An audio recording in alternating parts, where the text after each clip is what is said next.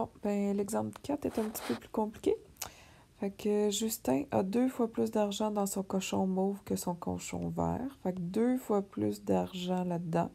Ça veut dire que si on multiplie par 2 l'argent qu'il y a dans le cochon vert, ça devrait donner la même chose que le cochon mauve.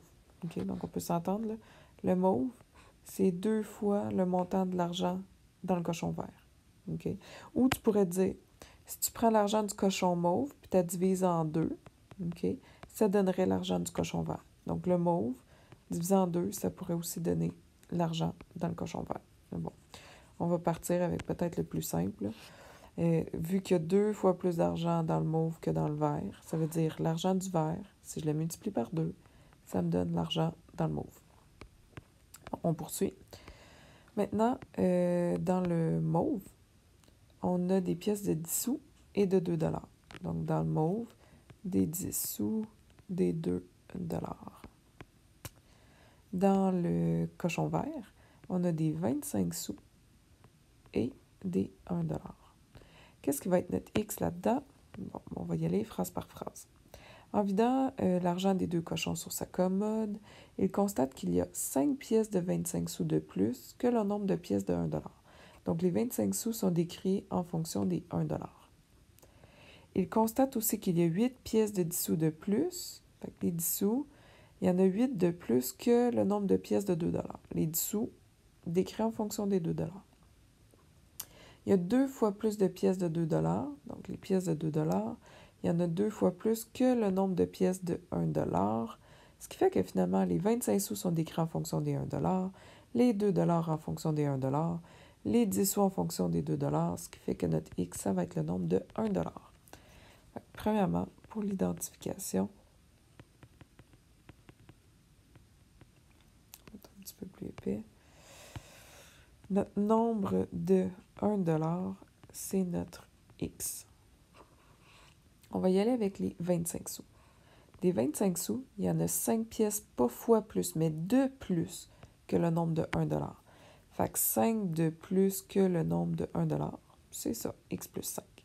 Donc ça, c'est notre nombre de 25 sous. Je vais écrire 0,25 $ pour ne pas se tromper avec la valeur de la pièce, qui n'est pas de 25, mais de 0,25.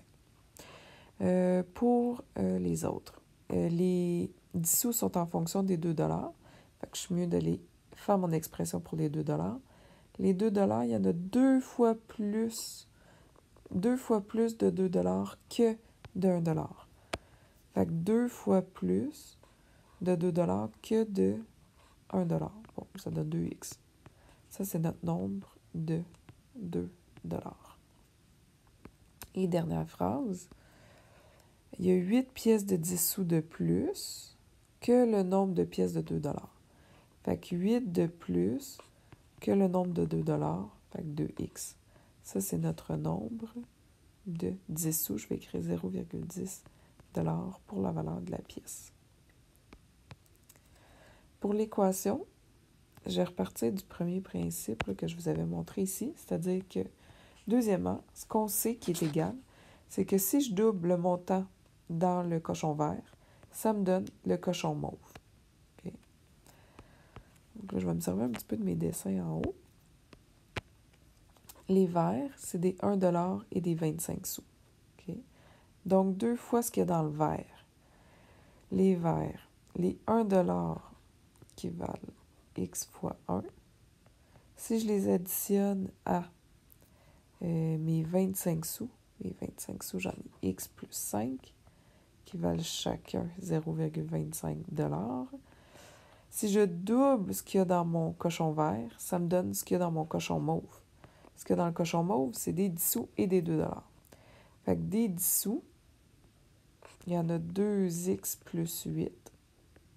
Donc, fois la valeur de la pièce de 0,10. Plus les 2 $. Les 2 $, il y en a 2x. Fait que 2x fois la valeur de la pièce de 2.